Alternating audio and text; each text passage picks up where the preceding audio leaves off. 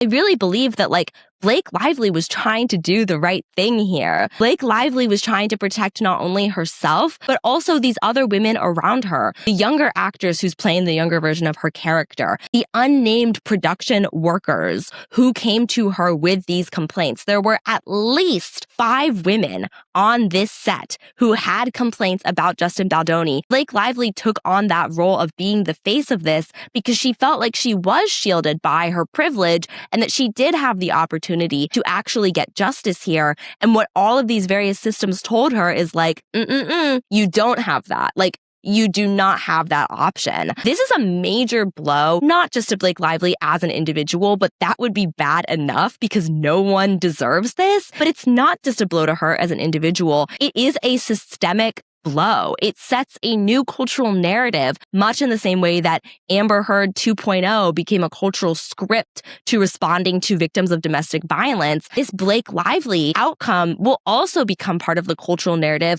in responding to women who bring forward claims of workplace sexual harassment. And what I also think a lot of people don't understand is, like, even if the allegations are unsupported, it is still a crime to retaliate against someone for making them. It is your protected right as a worker to be able to make allegations of workplace sexual harassment. You cannot be retaliated against for that, even if your claims are ultimately unsupported by the evidence. So this reaction is just such an enormous loss for ultimately all of us. All of our rights have been diminished as a result of this case. My name is Ophi YouTube Videos. I am a feminist and a lesbian. I make conversational commentary videos about both of those things, and a few of those have surrounded the It Ends With Us court cases and mostly the cultural reactions to it. All of those videos have aged leagues better than any given comment left on them by Baldoni defenders accusing my content of aging like milk. You know, the videos where I made such poorly aged claims as Justin Baldoni can't sue Blake Lively, and Justin Baldoni's suit against the New York Times is obviously slap. Wouldn't you know it, he's been ordered to pay up in both of those cases. Well, I mean, I knew it. Some of them wouldn't. And not so much on purpose, but because I think it proves the point about how not poorly the content that I've made around It Ends With Us tends to age. I have gone ahead and assembled a video for you today that is in part a conversation I had 2 weeks ago with my good friend Kat Tenbarge, and in part a video that I started to film all the way back in April, after the motion for summary judgment that I made my most recent It Ends With update about, but before any news of the settlement broke. Kat and I are going to unpack all of that, minus the most recent ruling, which just came through this week, the week of upload, that Baldoni and company have to pay the New York Times 6 figures on account of I was right, that was a slap suit. And so, in return for being a YouTube channel where you can come hear somebody be right a year and a half in advance, I will ask you to bear with me for a portion of this video that is a little bit laggy. That should hopefully not happen again, because I have been spending the last month acclimating myself to brand new equipment. After I mentioned in a previous video that all of my videos have been edited on a shitty old Elite book and that I'm not even anywhere near saving up for a replacement, a new friend named Malachi reached out and let me know that as a creator himself, he wanted to help me get on more usable equipment. And then he invested a really significant amount of time into doing things like formatting the hard drive before sending it to me, teaching me how to put the parts together once they arrived. It is such an incredible, incredible gift. Malachi made it really, really clear to me that he wanted to do this as mutual aid and not as something that he felt entitled him to any kind of a shout out. But you can and should subscribe to him. His @ is American Burnout. I will link his channel in the description below, and I will keep being grateful every time I boot up this new computer. Thank you again so much to Malachi. Thank you to everybody who supported me while I took a little bit of time off after finishing so many videos in June and May. I'm coming back feeling more refreshed. And of course, thank you to Kat Tenbarge, my dear, dear friend who I asked for help catching everybody up to speed on what has happened since my most recent video in this series when I went over the motion for summary judgment in April. In the lead up to the settlement agreement, there was a lot of chatter from the pro-Baldoni side because a lot of Blake Lively's claims were sort of knocked off. The judge sort of eliminated a large number of her claims. The reason why this happened is not really a cause for celebration. The legal issue at hand is that she was considered a contractor on the film versus a full-time employee, and the laws protecting contractors are not as strong as the laws protecting full-time employees. That's not a good thing because it basically like opens up this legal loophole for bosses and for people in power in workplaces to get away with like abusive, harassing behavior toward contractors. But of course, the pro-Baldoni side like celebrated this, viewed it as her claims being disproven, which it was not. But the only remaining claims she had at that point were retaliation around Justin Baldoni filing his defamation case against her. And his defamation case was dismissed. He lost that case. So Lively at that point was still legally, I would say, ahead. And that is when the settlement was negotiated. And when you negotiate a settlement, basically you're agreeing to drop the case. You're coming to some sort of agreement. Most times it's confidential, and we may never likely know the details of this settlement in full. But what we do know is that the case is not moving to trial. The case is essentially over on the merits of the claims that she initially brought forth. And what has been reported is that Baldoni does not have to pay her any damages. But what's currently happening right now is they're going back and forth over him paying her legal fees, because he does have to pay her legal fees. So with people framing this as a win for Baldoni, it's kind of the inverse of how people generally consider settlements, which is like, it's not a massive win for either party necessarily. The idea is that you're reaching some sort of agreement. Right now, Lively is asking him to pay upwards of $8 million in legal fees that she accrued throughout this period. Wayfarer and Baldoni have argued that that's way too much.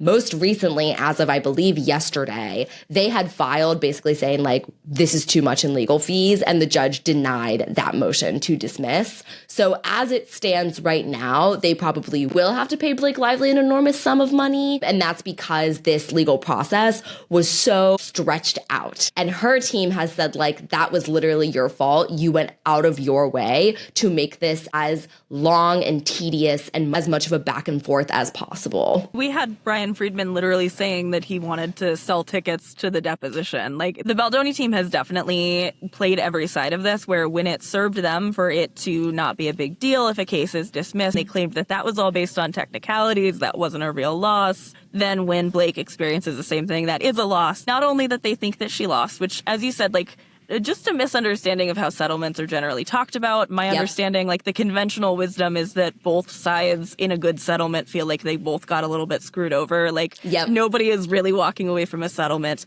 happy, which, you know, I mean, I would assume, I'm actually not going to say that I can fully say that I don't think Blake Lively is walking away from this happy, because I do want to say that while this was not the outcome that many of us were hoping for, I do think avoiding a trial was a good thing. I have been leaning that direction since the motion for summary judgment. I said in my video about that. So I am certainly not upset about this not going to trial. Obviously, because it wouldn't have been televised. It wouldn't have been quite to the same scale as what Amber Heard experienced, but it would have been similar. Yeah, I feel the exact same way. I was honestly dreading it going to trial just because I knew, and like we all kind of knew, there was an entire cottage industry that is still operating right now and probably will be for quite some time. It's the exact same cottage industry that was built around Depp v. Heard. And they were so excited for this to go to trial because no matter what happened, they were going to spin it in Baldoni's favor and they were going to use it as a reason to continue to harass and smear Blake Lively. So with like a situation like this, I think the bigger takeaway is that it was an unwinnable equation for her, just like it was an unwinnable equation for Amber Heard. And you saw the exact same kind of rhetoric come into play where Amber Heard won. She wasn't a party to the UK trial involving Johnny Depp,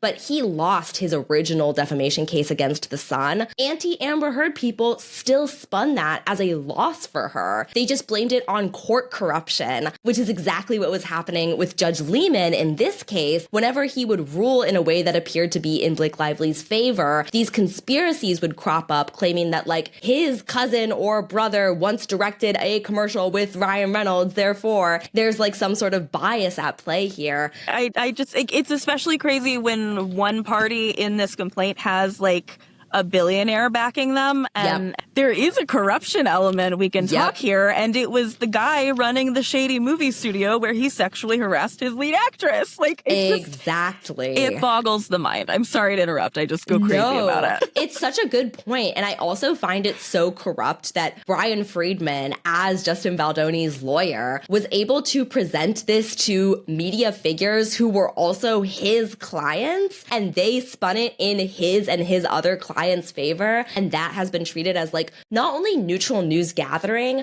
but also people have somehow framed Lively's subpoenas of content creators who are Brian Friedman's other clients as like some sort of overstep or some sort of like harassing process. Like there's a lot of different forms of like corruption and bias and media like bias and skew on display here. And most of it goes to show that Justin Baldoni was the one who was like treating this as entertainment for his own benefit. It's also just like so infuriating to me that many of the original claims about Blake Lively's toxic, mean girl behavior and like calling out problematic things she's done throughout her career, while some of those criticisms of Blake Lively are valid, when you stack them up next to Megyn Kelly and Sage Steele, these right-wing figures who are currently actively spreading like vile, bigoted commentary, what are we even talking about anymore? Because if you have a problem with like Blake Lively's controversial past, but you're supporting these like vile right-wingers in the present day, it just goes to show that you didn't really have a problem with Blake Lively's controversial past.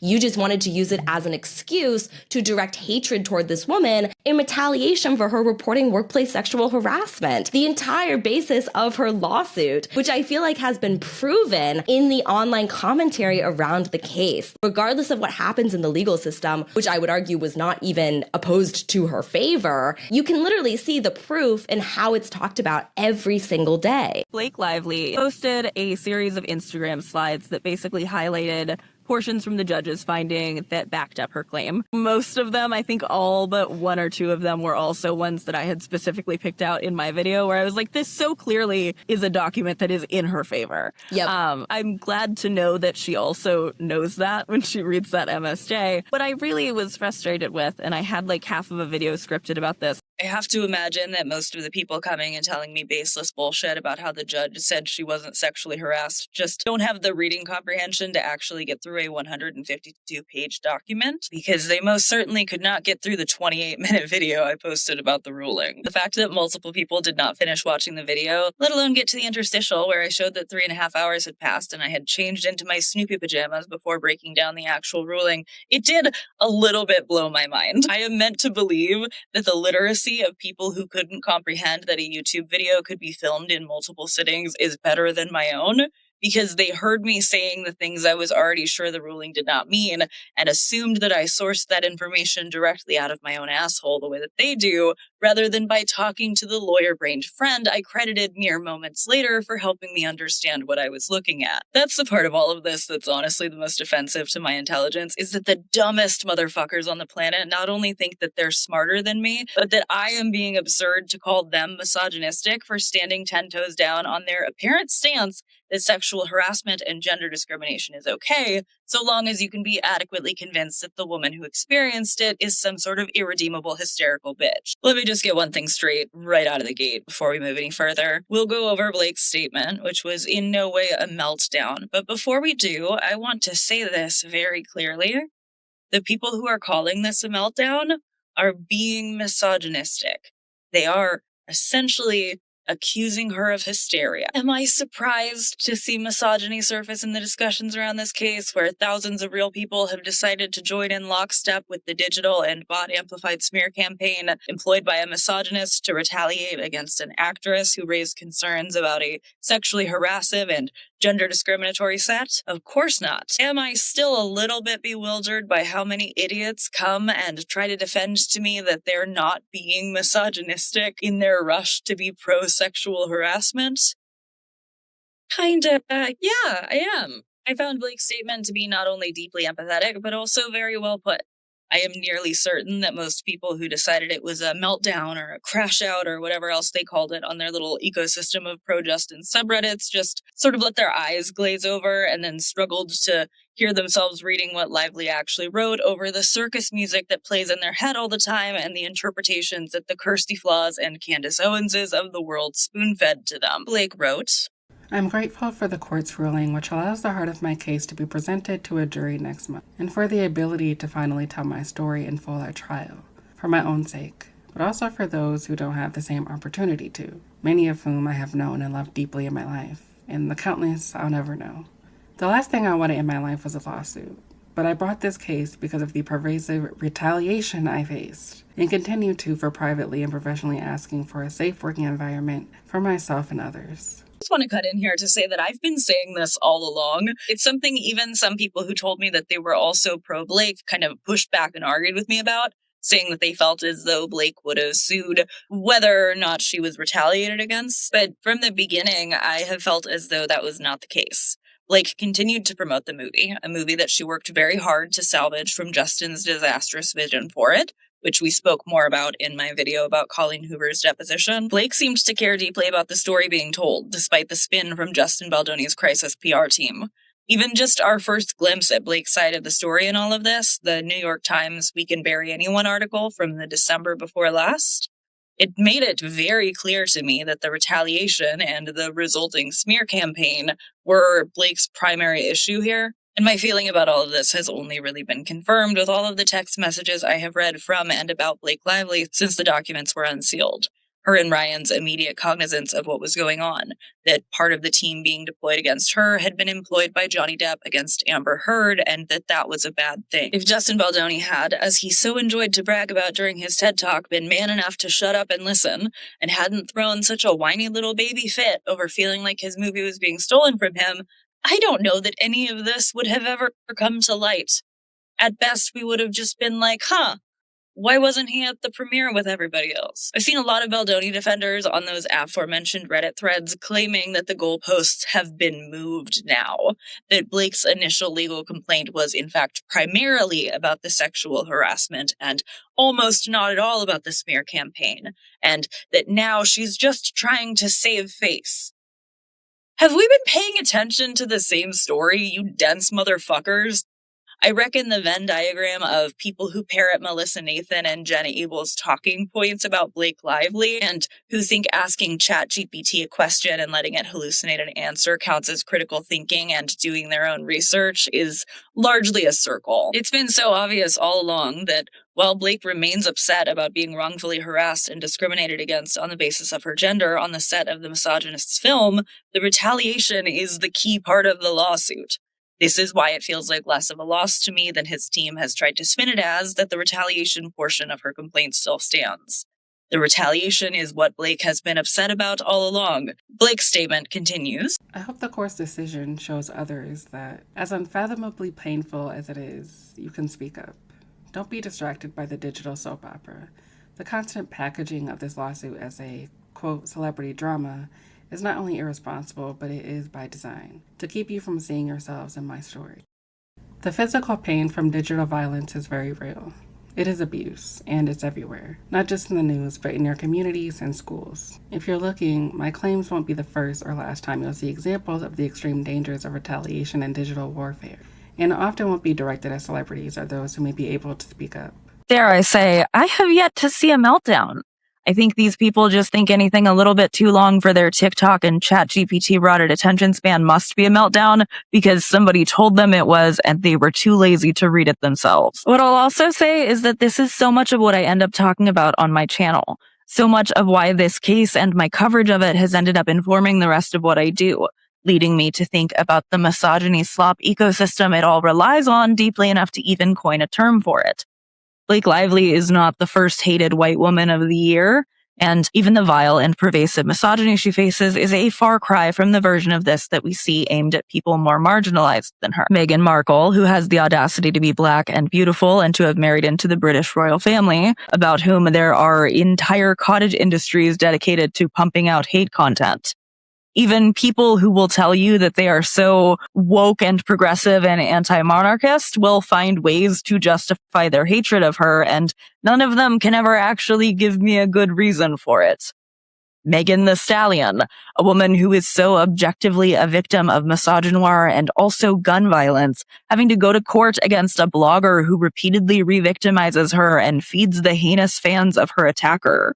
Cynthia Erivo, a woman who is viciously, relentlessly mocked through the press tour for Wicked, who faces misogynoir in the discourse about her, but also in the form of these silly little TikToks where people do what is quite frankly a form of minstrelsy in their impressions of her, which are calibrated to make her, a black, queer woman, appear aggressive and violent and possessive and overbearing of her fragile, delicate little co-star. And not for nothing, but a not insignificant amount of people who got very upset that I understood Judge Lyman's ruling better than they did had only ever commented on my channel before to argue with me that the skits where Cynthia was being mocked for stepping in to try to protect Ariana on the red carpet were not racist or problematic, and that for X or Y reason, it was actually fine to make fun of Cynthia. We saw a campaign like this against Kayla Nicole, who was harassed both by Swifties who are overinvested in Taylor's relationship with the football man, but also, as I was very clear about in my video about that situation, surely just by racists who jumped on an opportunity to harass and deride a black woman in the public eye. I saw people defending their right to participate in that too, because the post that had been elevated to them had presented a narrative of Kayla as jealous and bitter and had convinced them to hold her responsible for shady things her friends may have said, or to hold her and her alone accountable for the normalization of racism by digging up tweets old enough to drive and insisting that her apology and attempt to take accountability for them shouldn't be good enough for you to leave her the fuck alone.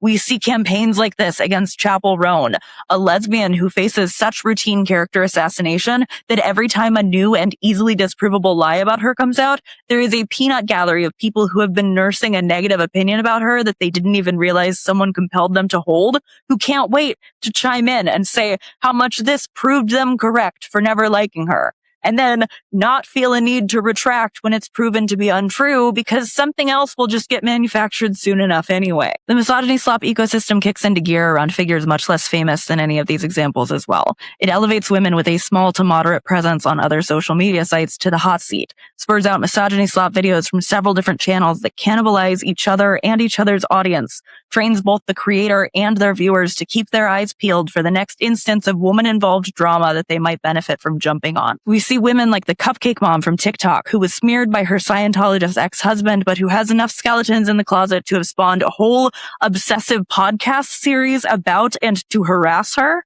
People get proud of themselves, excited to take up the mantle of another man's retaliatory abuse for him, eager to twist themselves into whatever knots they need to twist into to rationalize that they are not the bad guys here, but that the woman they've been asked to spend their time despising is. We see women like Livy, also dubbed with a condescending object gender nickname, DoorDash Girl, who face the sort of gleeful mass harassment that makes you wonder how often the goal in these campaigns is just to get a woman to end her own life.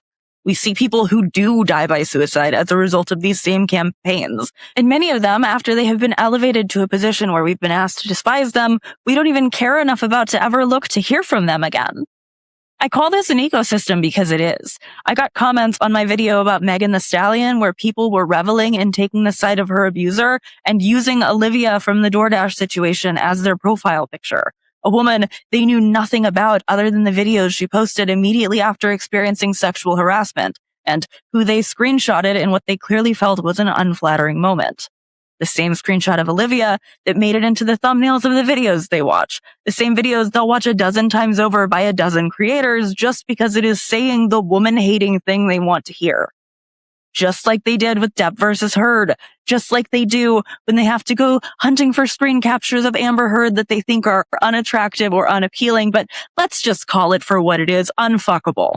They have to pretend to find her unfuckable because they have been asked to hate her and they can't rationalize still finding her attractive even though they have decided to go along with hating her. Even people who consider themselves progressive or forward-thinking fall victim to the way the misogyny slop ecosystem feeds your existing cultural hunger for misogyny.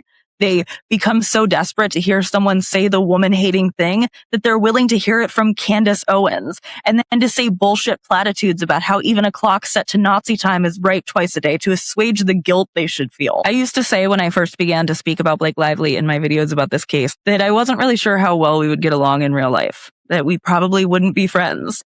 I was saying this both because To be honest, before I had spent enough time deeply considering the misogyny slop ecosystem of it all, it was easier to fall to the pressure to softly disavow a woman even while defending her, but also because I felt like it proved my point that we don't need to like a woman in order to defend her. And I still won't loop around on my own convictions and defend her for things I fundamentally disagree with. You won't hear me defend a plantation wedding, though many of the pro-Baldoni commenters who comment based on whatever their assumption about my argument is would swear that I do. But I will say, after learning so much more about Blake Lively in the last couple of years, after seeing the way she communicates with her friends and her loved ones and the way her loved ones communicate about her, I no longer feel so certain that she and I wouldn't get along in real life. We could probably hang out. The thing that makes me most feel that way is feeling assured that we care so much about this same thing, that we both understand that what Blake Lively has been going through, while awful and miserable, and not something I think anyone should go through, is not the full scope of this issue. That using the privilege that she has and the means that she has to fight and to hire good lawyers to do so is helpful not just for herself, but for the sake of others who have experienced this and not been able to do as much or anything about it. That giving us the language to even have conversations about this kind of very digital misogyny is an important step toward trying to ever rectify any of it. Blake's statement goes on. It affects us all, across the political spectrum. Pay attention to all the ways we can be manipulated online. Digital manipulation has been boasted as untraceable. If you have kids on phones, they are some of the most vulnerable. Protect them. Have conversations with them. Studies estimate that between 16% and 58% of women have experienced online abuse or stalking, with 97% of gender-based violence service providers reporting technology-facilitated abuse in their cases. So much critical work has already been done to expose system tactics and players who harm. The work to create more safety is in part at trial, but it will also continue far after this trial is over. This is the work I'm most proud of. I couldn't begin to stand up if not for the countless who've gone before me, and the masses who are still around us all. Creating laws, social change, sparking conversations, rallying, working privately and publicly, risking and sometimes losing everything for the safety of others in all spaces. Some whose names we know, most we don't. Thank you, all of you. I will never stop doing my part in fighting to expose the systems and people who seek to harm, shame, silence, and retaliate against victims. I know it's a privilege to be able to stand up. I will not waste it. Your support keeps me going. I was really upset that all of the Baldoni fans were acting like Lively's pretty professional statement of I'm going to continue pursuing this and I'm grateful that the judge is on my side here. They were calling it a crash out. They were doing everything but calling her a hysterical bitch. And so it's now we have, after she got so much shit for that, which in my opinion, more professional than 100%. Baldoni fucking sitting down, bringing his wife out, setting up a Ring camera and doing I don't even know how to describe this video that he put out. It's I was gonna say a YouTuber apology video, but it's not that, because they're not sorry. But it does kind of have that same vibe of the manufactured authenticity. We're gonna sit down and look right at you and we want to look like we're wearing makeup, even though we probably are. Yeah. It's weird. It's a weird vibe video.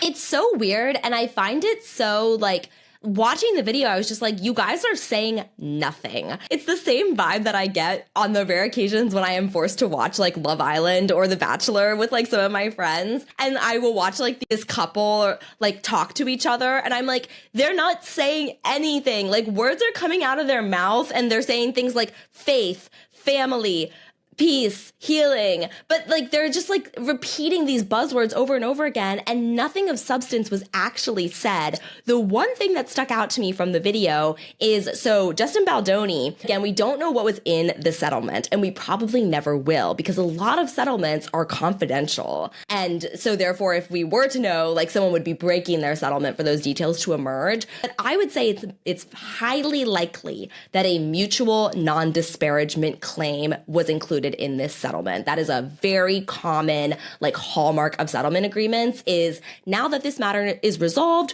we can't sue each other anymore and we can't talk badly about each other anymore. But Justin Baldoni's wife, Emily, was not a party to this lawsuit. So anything in that settlement, she would not be beholden to. She can say probably whatever she wants. And in this video, she made the claim that this was I want to use her exact phrasing. Emily Baldoni says, "How could something like this even happen, let alone disguised as a fight for women?" And that is a really bewildering statement because it's like, workplace harassment claims are not unusual. The idea of like, how could this happen? Like, this is what the legal system is built for, to litigate claims. So that in itself is not unusual. The phrase disguised as a fight for women is so insulting and outrageous because what is a workplace sexual harassment claim if not attempting to litigate something that was like created as part of a movement to fight for women's rights? Workplace sexual harassment can happen to anybody of any gender, but the history and the movement behind the legal standards around this crime are part of the feminist movement, and Blake Lively had the backing of a significant number of people and organizations within the feminist movement. Jennifer Fried, who came up with the term DARVO, was one of the people who was an expert witness on Lively's case, who wrote an incredible supporting document outlining how what Blake Lively experienced was a form of institutional betrayal. So it was absolutely a fight for women's rights. And for her to deny that is so offensive and so not like it is divorced from reality. And it's also one of the things that a lot of pro-Baldoni folks picked up on and ran with. It's something that Justin Baldoni most likely cannot say, but he has his wife Emily saying on his behalf. I think what frustrates me the most about that is that, like before, his team is projecting, the people who are on his side are projecting, and they're accusing Lively of all of this corruption that is very observable in Baldoni, right? We look at these two parties to this lawsuit, and we think, which of them has been doing something self-serving and that has been disguised as some kind of benefit to women? Because I think it's Man Enough TED Talk guy. I think it's the guy who goes and he gave his little talk at TEDx Women and bitched about how he had too many women in his audience because he is inherently at his soul, even though he was in Jane the Virgin, he is an influencer. This dude is an influencer. And he's an influencer who was up against like an actual Hollywood actress. Can you imagine what the response would be if Blake Lively and Ryan Reynolds sat down and Ryan Reynolds said, and by the way, fuck Justin Baldoni?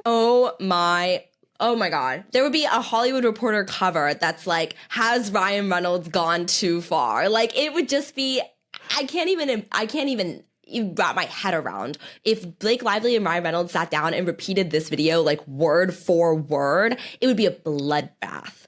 And it would likely, unfortunately, as we've already seen, it would probably damage their careers because the Hollywood press and like the big four, Variety, Deadline, Hollywood Reporter, etc., they have used this as a reason to say over and over and over again that Lively's career prospects are damaged. Like, the Hollywood ecosystem has taken it upon itself to basically say like she's presented herself as too much of a problem, which just goes to show, again, this is a very clear-cut example of retaliation, not just at the personal level with regards to Justin Baldoni, but also the entire system, the Hollywood system, the media system, the public, like the public's opinions around this case, just go to show that no matter how powerful you are, no matter how privileged you are, if you report workplace sexual harassment, especially as a woman against a man, you will be punished for it. And ultimately, you will be seen as the problem. And there's a lot of aspects here where it's like, it's undeniable.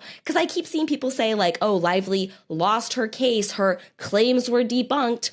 Nothing of the sort happened. In fact, we have gotten so much evidence to show that her claims were not debunked. We have Justin Baldoni's defamation case dismissed on the merits, going to show, in some cases, I would argue, to prove that it was a retaliatory effort to silence her for reporting those allegations. Like, that's not debunked. The opposite is true. Like, his defamation claims were debunked. I think, too, as you said, we can see in real time not only just that he is having his wife say things that his supporters already have been saying this whole time, and that they will then be like further compelled to continue to say on his behalf. But also, you know, we have people in the comment section who are taking this video very clearly for, I think, what it is, which is all but a personal thank you note to people who harassed women on this man's behalf. Yep, 100%. He basically spells it out in the end, because now I have the transcript pulled up so I can read from it directly. He says at the end of this, there were so many of you who, when we didn't have a voice, were our voice. You had a prayer at the very beginning, which was just that you prayed that people would have discernment. And so many of you had discernment, and you used your intuition, and you trusted that. And you have given your time to fight for us. And thank you does not feel like enough. But we're here in large part because of so many of you and all of our friends and family. My first issue with that statement is that Justin Baldoni did have a voice. He had a lawyer who positioned himself as an attack dog who went on the media circuit, including his own clients, to defend him and relentlessly attack Blake Lively. So for Justin Baldoni to act like he didn't have a voice throughout this process is revisionist history. But also to your point, Ophi, like it's a very clear thank you to these figures, these media figures, these influencers, these YouTubers who relentlessly harassed and smeared Blake Lively.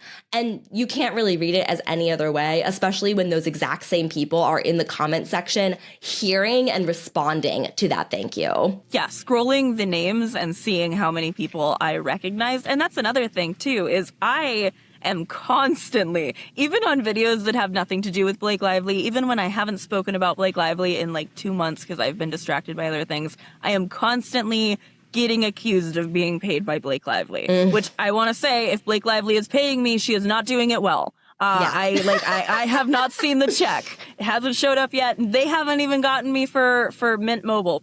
And it's not just Mint Mobile I have failed to secure a sponsorship from either, which is why I would like to take a moment to thank everybody who has supported my channel. While Blake Lively and Ryan Reynolds don't pay me for my work, my Patreon supporters most certainly do, and in exchange, they get some bonus content every month. You can find other ways to help me linked in the description below, and honestly, even just watching and engaging with my videos is such a huge help. Thank you so much for allowing this to be the job that I do, even when that job is just talking about Justin Baldoni's weird non-apology video. I still love that part too. We see these people seeing exactly what this message is, and we see them, they picked up a bunch of talking points too. Justin Baldoni felt like he had no voice, and also like he didn't have any reason to say anything when the other women were collateral damage in this complaint that Blake was having against him. It wasn't even just Blake Lively, and even if it was, clearly I would think that was bad enough. But the culture of harassment that Baldoni and Wayfarer instituted on the set of this movie reverberated out into the way that his defenders would speak about anybody who was involved with the movie later. The response to the Justin Baldoni video, I found it so disappointing, much like when Johnny Depp put out his statement and I had to unfollow a bunch of people on Instagram who liked it.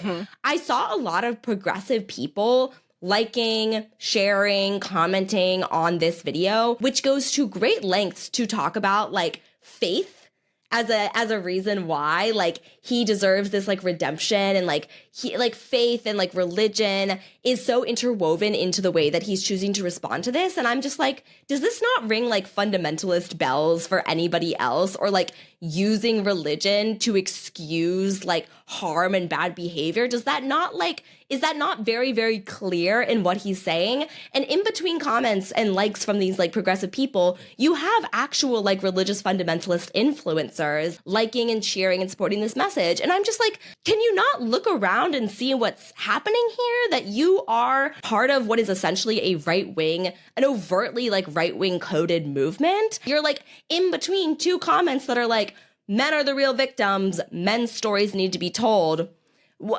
And then it just like, it boggles my mind. I even saw someone who defended Amber Heard liking the Justin Baldoni video, and I was just like, the cognitive dissonance here is so steep. Because again, even if you believe that Blake Lively is a terrible person, and even if you believe that Blake Lively is problematic and deserving of critique, you cannot align yourselves with these other people who have done far worse things than Blake Lively has. Like, it just doesn't make any sense whatsoever. I think one thing that I've heard from a lot of people who have tried to remain like somewhere more neutral is they'll say something to me along the lines of like, you know, well, I just want to see what happens in court. Or there was one comment, it was like another content creator actually who like gave me this whole lecture about how I shouldn't gatekeep feminism and say that you need to support Amber Heard to be a feminist because what if people just side with the courts? And it's like, first of all, in many cases, even in our flawed justice system, like Amber Heard won on that fucking appeal. Like, first of all, like, let's just get that out of the way. If we're siding with the courts, we are siding with the UK decision and the appeal, which is the most recent US decision, in which case we are siding with Amber Heard. But second of all, yes, I'm willing to gatekeep feminism in that way. You need to do feminism to be feminist. And third of all, it has never, ever been the place of a feminist or of somebody doing a feminist analysis of the world to uncritically accept the decisions made by our flawed legal system. You 100%. Do not get to ever use the word intersectional to like describe yourself and get points if you think that whatever the court decides is just correct and moral and that there are not layers and layers and layers of bias and prejudice that are always going to be baked into any decision made by the court. You cannot say, I'm a feminist, I'm just waiting for the court. You're not a fucking feminist. You are just outsourcing your thinking.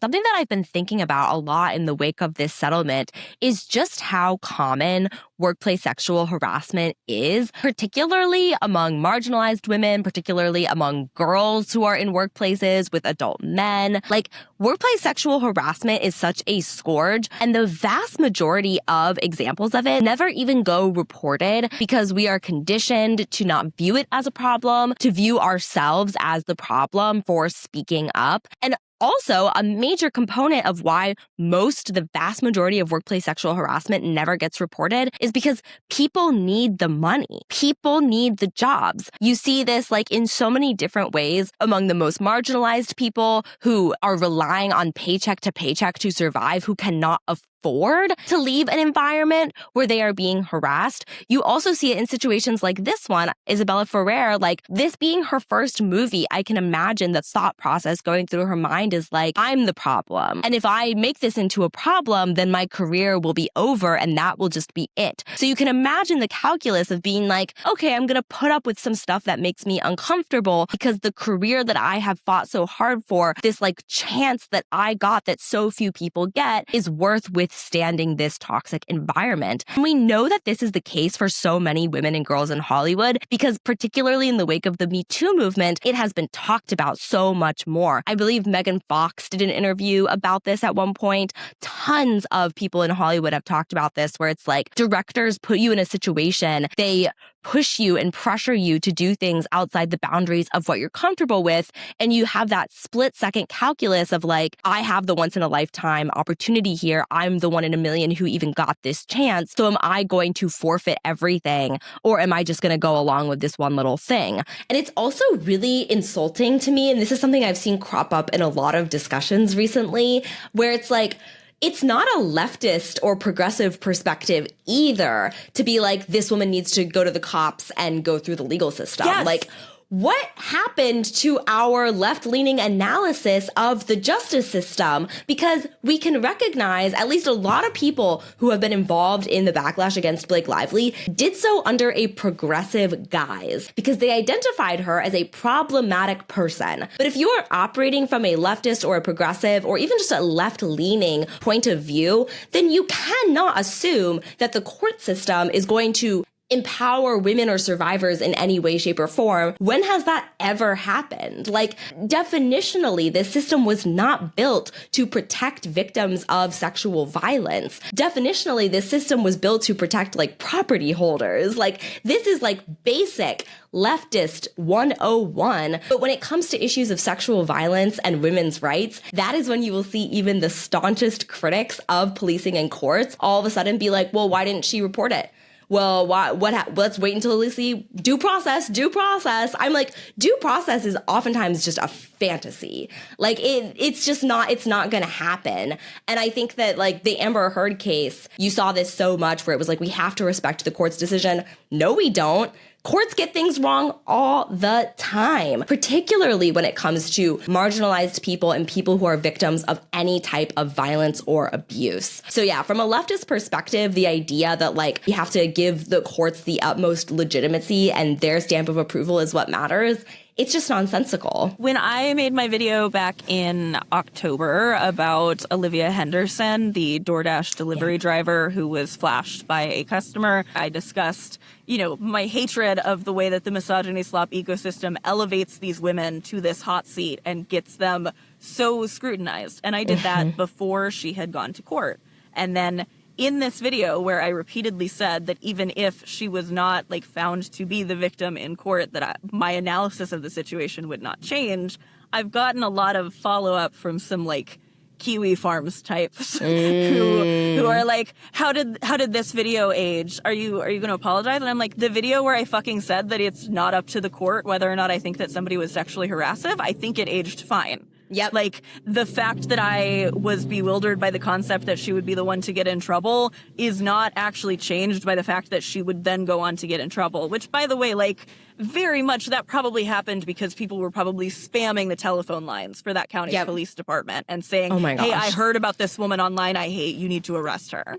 Yes, and I also was we see so many cases of police departments and court systems, judges, prosecutors, defense attorneys, cops, they love to retaliate against victims, oftentimes for the crime of just reporting what happened to them. It is such a frequent occurrence that victims of sexual violence and abuse will report what happened to them to the police, and they will get arrested, and they will get prosecuted. And sometimes, even if the cops and system believes them, they will still, there was a famous case where they compelled a woman to testify by jailing her because she didn't want to testify.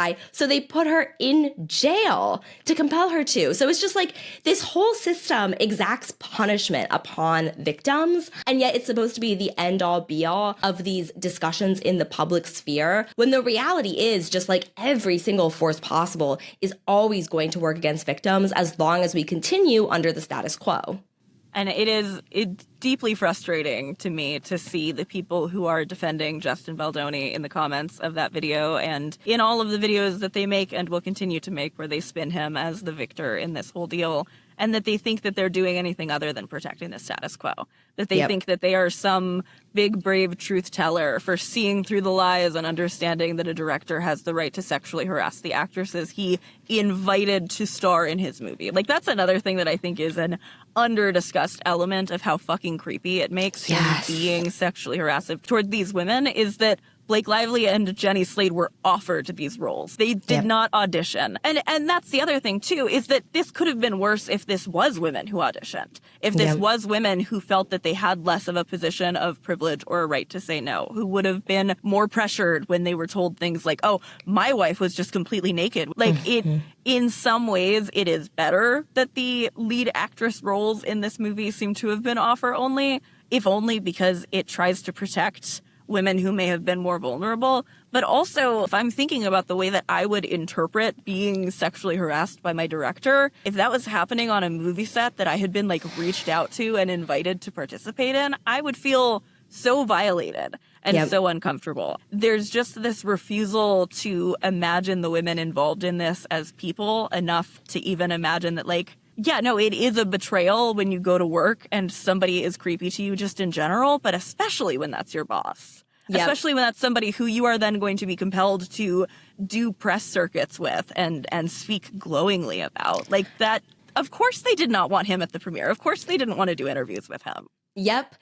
And I often think about just how much of a conflict of interest there was in the fact that Justin Baldoni had all of these overlapping roles within this production. Not only is he the star of the movie, not only is he the director of the movie, not only is he the chair of the production company of the movie, not only he has so many overlapping roles of power here that it's the set was almost designed to protect him from any fallout of his actions, which feels incredibly intentional, especially when you look more into his history and see that there are repeated complaints of this type of behavior where he's taking ownership of other people's stories, mistreating people who work for him, all of these various things. It's it feels like a setup that Blake Lively walked into having no idea what she was signing up for. And I also think about how like there was a break in the filming and production due to the strike that happened during the filming of It Ends With Us. And it was during that period when she was removed from the immediate surroundings, when she was able to be home with her family and sort of process everything that was going on. That was when she decided to make her official complaint and to come back to set with like producers and lawyers in tow and be like, this behavior is unacceptable. If that pause had never happened, I can also imagine that the thought process internally would be like, you know, there's only a few more weeks of this left. So let's just get through it. Because I think that too also is a very common experience for people with less power in these workplaces and on these types of sets. I completely agree. And I think it's not even just being home and being away from the set, which I think in and of itself would be enough to kind of snap somebody out of it, but also specifically that is happening in the context of all of these conversations in your industry about the way that people are being treated when they are in your industry, when they are working the job that you're working. Like, people really want to read something manipulative and nefarious into this, but it just seems like the most obvious thing in the world for me. Yeah. And this is like kind of a divergence in subject matter, but you know, it is mid-July that we're filming this. There has recently been a second round of allegations that came out against Graham Platner, who was the basically, he was the Democratic nominee in Maine for a Senate seat. You know, the first time that allegations came out against him, there was a rush to dismiss it because there were, you know, right-wing connections with the first accuser, which is apparently only a bad thing for the accuser and not for the fact that he had a sustained relationship with her. But, you know, we have this second round of allegations that came out in like a very well-reported article, and the response to it from people who like want to give themselves the credit and want to get the social credit of giving the benefit of the doubt to victims are saying things in conversation like, well, I want to believe them. I always want to believe them, which they always do. They always want to, and they never quite can bring themselves to. But they say like, you know, I just think there's something suspicious. I just have to think about the timing of doing it now. And I'm like, you have to think about the timing of coming forward before somebody's rapist might have like grand amounts of power. Right. You have to think about the timing that they might have been tearing themselves up about not wanting to come forward and feeling compelled to do so anyway. Yeah. Like, of course that kind of thing comes out in the lead up to an election. That's not a victim trying to nefariously October surprise their rapist. It's somebody who probably is facing like enormous amounts of pressure from the people in their life who are saying like, you can't let this guy win. Like, you have to do something. We put so much pressure on the victims of assault and harassment that it is their job and their responsibility to say something. It is more up to them than to their rapist to make sure that the person who violated them does not reoffend. And yet when they do speak up, when they do come forward, when they do what we've been telling them to do, we tear it apart every single time. It's such a good point. And it's like, it just like that, it was so frustrating. And that's exactly what I was thinking of when I was like, it's also not leftist, by the way, to like scrutinize victims to this degree or to expect that they endure the legal and court system. Not leftist whatsoever. Also, it's like the fact that the journalists who did the Politico story asked Jenny Rasico, why, like, what influenced your timing? And she told them, she explained to them in plain language the moral conundrum that she found herself in, where she supported Graham Platner's politics and did not want it to stop this progressive movement. But also, she wanted people to know the truth about who he was. At this point, I did interrupt a little bit because it reminded me so much of what I had just read in March from reporting around Cesar Chavez and his victims. The Times investigation found that Mr. Chavez also used many of the women who worked and volunteered in his movement for his own sexual gratification. His most prominent female ally in the movement, Dolores Huerta, said in an interview that he sexually assaulted her, a disclosure she has never before made publicly. Many of the women stayed silent for decades, both out of shame and for fear of tarnishing the image of a man who has become the face of the Latino civil rights movement. Yes. Saved, like word for word, bar for bar. I believe in this political project. These women in these leftist spaces believe in the vision the same amount as these dudes who refuse to see gender as a class issue. Like they are just as committed to issues of healthcare, of income inequality, of systemic injustice. If anything, many of them know about it even more firsthand. And yet they are compelled into silence because they are so in line with what we want. And we just fuck them over every time. I'm sorry, like, please continue. But I just, like, it made me so mad that was, like, bar for bar the exact same thing that we just heard. Yes. No, you're absolutely right. And it's like she explains in very clear language exactly what influenced her decision-making process here. And yet, I remember when I initially posted about it on Blue Sky, of all places, my first response that I got was someone asking, like, why now?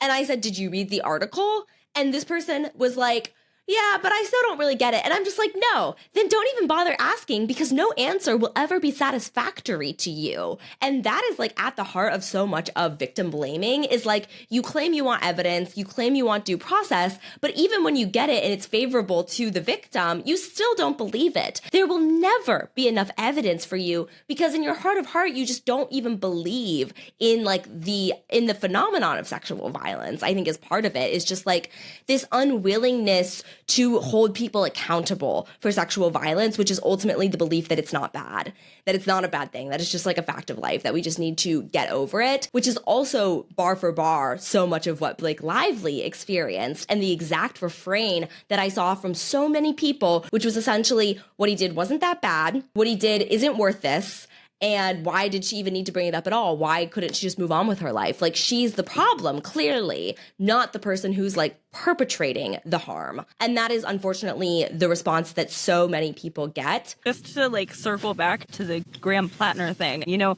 there are multiple people where they, like, what had broken through to them had been, like, he got some tattoo that he didn't know the real meaning of, but he covered it up a long time ago. And I was like, I'm pretty sure, like, he only just covered it up, or, like, even might have still had it at the time when somebody told me that they thought he had gotten it covered up a long time ago.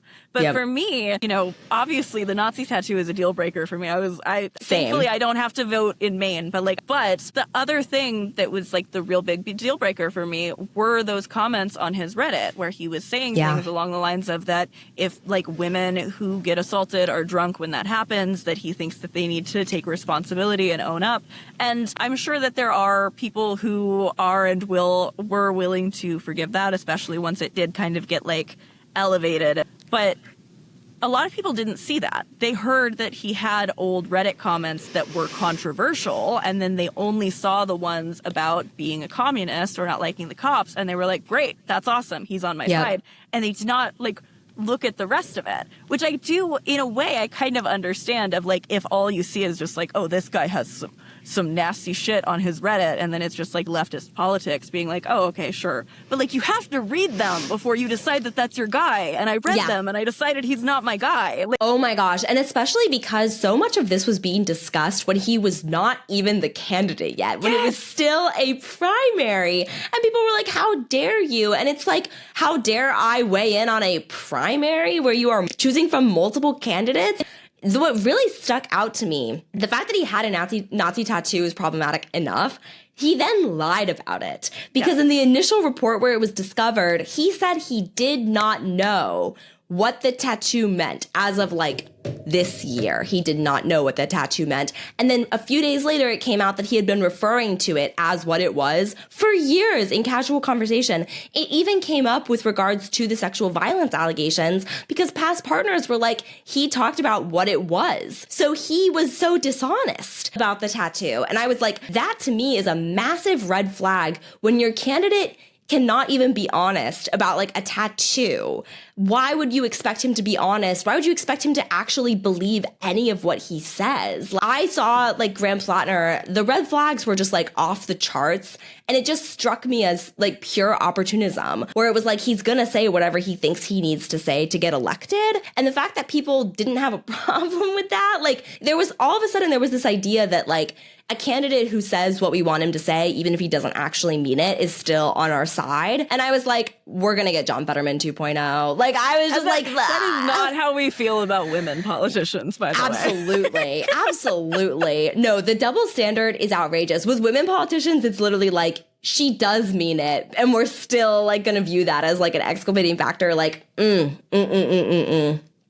Graham Platner stuff was so disappointing. And it was also like very two distinct worlds between Blue Sky and X, because over on X, like the amount of groupthink around Graham Platner was quite staggering. And on Blue Sky, people literally saw through him from the very beginning. And I was just like, people hate on Blue Sky so much, but like, you have to hand it to the people on Blue Sky with this one, because whatever is fomenting over on X is just so toxic. It doesn't even surprise me that like Graham Platner became like the candidate du jour for so long, despite all of these red flags. Yeah, I would completely agree that my experience, anytime that I saw him come up basically on my Blue Sky, it was people being like extremely critical of him. I didn't intend on us talking about both of these two in the same conversation, but you know, it does feel like it's so much of the same though, because it like these are these men who get afforded so much like forgiveness by right of people only hearing the parts that they want to hear, and by right of people being very attached to the status quo that allows them to take a man's side over a woman's without even really thinking about it, and without even thinking about the ways, again, that those women are probably on your side. Like that is why those women are coming forward in the first place, and also probably often why they hesitated to do so. I feel such grief whenever a woman comes forward and I see her becoming the new subject of talking points. I know when I've spoken even just like extremely vaguely, that has been hard for me. And I have not done so in such a way where it has been like linked to a specific person who people have an interest in defending. I have just only been like, hey, here's my experience. And that's hard and that sucks. And it makes you feel so vulnerable and naked and raw in front of everybody. And to do that and to do so in an interest of trying to protect people and in an interest of trying to protect your movement and the things that you care about on a political level from being like corrupted. Again, like I cannot imagine having to run all of that math. Every time that this kind of conversation comes up, I just feel such sadness and sympathy. And also, you know, I think I am very, very glad that I am no longer on X. Because if I have to be somewhere on the internet after allegations like this come forward, honestly, I do want to be on Blue Sky. Because that is where I'm seeing the most nuanced and compassionate conversations right now. 100% agree. And it's like, even on Blue Sky, it's far from perfect. I still encounter like a lot of victim blaming regularly, but it's manageable. Whereas on X, like the platform has literally been structured to amplify and to drown out the voices of like survivor-centered perspectives. You also see that with Blake Lively. Like there is some overlap there. It's not surprising that X is the platform of choice for these smear campaigns. And there are a lot of people still on X who are doing great work about Blake Lively and other cases, but it's like the platform run by Elon Musk that has literally been structured to incentivize like the worst of the worst and to suppress like the best of the best. It's just not a level playing field. And at least on Blue Sky, it somewhat is, because it's not a platform that was literally built to be a disinformation machine and like a jump starter for smear campaigns. But yeah, I think like the victim blaming and the way that women's reputations and all victims' reputations are like tarnished and associated with not just coming forward, but also with the undermining of their credibility, that is also a major factor in why people wait, air quotes around wait, to come forward, because it's like, you know that you have nothing to gain and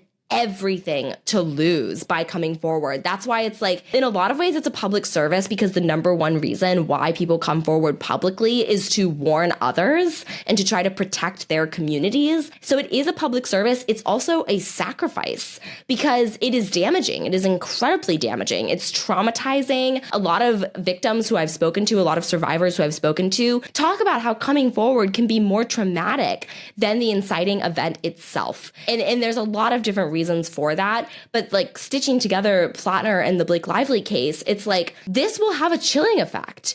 It likely already has, much in the same way that Depp v. Heard had a massive chilling effect. This is Me Too backlash. This is making it so that you pay a greater price and reap little to no reward for coming forward with allegations of power-based abuse. I just wish that people would think, like even people who are well-meaning, I wish people would think more before they left their little comments, because I'm like, the outsized impact of the way that we talk about these cases, it genuinely has such a massive outsized impact on other people's decision-making and how they process their own trauma. I keep thinking I'm almost at a point where with these people who want to weigh in on all of these kinds of cases with their just like very deeply uninformed opinion, where it's both deeply uninformed on like rape culture as a whole and the patriarchal society we live in as a whole, but also they're deeply uninformed on the particulars of the specific case that they're talking about. You know, like that person who responded to you sharing the Politico article and said that they don't understand why she came forward when that was asked. You know, I almost wish that these people would just say, I don't really care about this stuff. Yes. Like that would still be frustrating, of course, as somebody who does really care about this stuff. But like, I would rather you just let me know how seriously to take your opinion. And just keep your mouth shut. Because like, if you don't care about it, you just don't care about it. I can't do anything about that. I can't make you care about it. I can't even actually make you shut up. But like, if you don't care about it, you don't have to engage in conversations about it. And you are going to hurt people by engaging in conversations that you don't care about and not being careful about it. I also think that like if people were being truly honest with themselves, they don't care, and they also resent survivors for speaking up because they resent survivors and they blame survivors for creating problems. You can see this in the Blake Lively case. You can see it even more clearly in the Graham Platner case because people resent women coming forward about Graham Platner's abuse and his violence because they're like, oh, well, now we're going to like Susan Collins is going to win this Senate seat. And it's like, how do I make you understand that the reason why all of this is happening is Graham Platner? Like all of your anger and ire and like blame should be directed at the person who is the problem. But it's such a like well-worn cultural script to blame the victims who come forward for like creating, again, air quotes around creating these problems versus the person who harmed them. Like it's the people who commit harm who affect all of us in these various ways, not the survivors who enact this sacrifice and this public service in coming forward. I completely agree. As always, you are one of my absolute favorite people to have this conversation with. I have been such a longtime fan, such a longtime reader of your work. I guess what I want to say here is just like I appreciate the kind of standard setting that I feel like you set in the space of how these kinds of things are responded to. I think that you are a very good example of somebody to kind of look to for commentary when things like this are in the zeitgeist. And I really appreciate you for that. That means so much. Thank you so much. And likewise, it is such a relief and like a cathartic thing to be able to talk through these moments with you because it is rare, but my hope is that it becomes less and less so to have these like nuanced feminist conversations. And I just like, at the end of the day, I love how much your work centers around feminism because it is so sorely needed. And thank you for having me. And everybody should go subscribe to Kat on Spitfire. I have it linked in the description below every time she comes on. I'm gonna add some of my other favorite like feminist content creators who are in this space. If you follow me, you probably already should follow my friend Little Shop of Allie. She's wonderful. She's doing wonderful work in this space. I think Caroline Kwan is somebody who we spoke about last time you were here. Caroline Kwan does really, really good work keeping an eye out on smear campaigns. I obviously love A Bit Fruity with Matt Bernstein. I think that is like consistently a really good podcast to get balanced and nuanced information from. Olay Alurinati, of course. I know you know Olay, but in case anybody in my audience doesn't, is there like anybody else that you would like to shout out at the end here, or? Oh, that's such a good list. I guess the people who I would add, Marissa Kabas, who runs the Handbasket.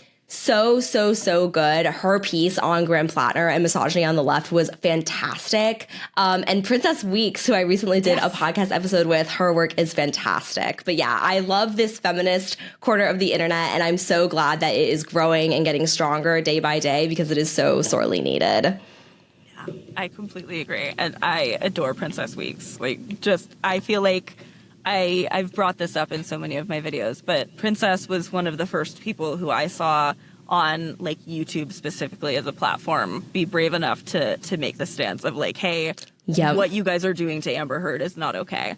And I genuinely, I feel like her being brave enough to make that video changed the trajectory of my life, because I already knew that I agreed with her, but I didn't know that there was a way in which I could go and say those things to people until I heard her say it, and I felt such relief from hearing her say it. 100%. So I think that that's probably one of my favorite things, too, about this little feminist corner of the internet and how it can be our answer to the misogyny slop ecosystem, to have an ecosystem of our own, is I am so inspired by so many women and so many people in these spaces, and just the hopes that continues to trickle down, and that there can continue to be more and more of a spreading effect of people who see those videos and feel compelled to say these kinds of things in the future. So very happy to be any part of that. And thank you again so much for being here.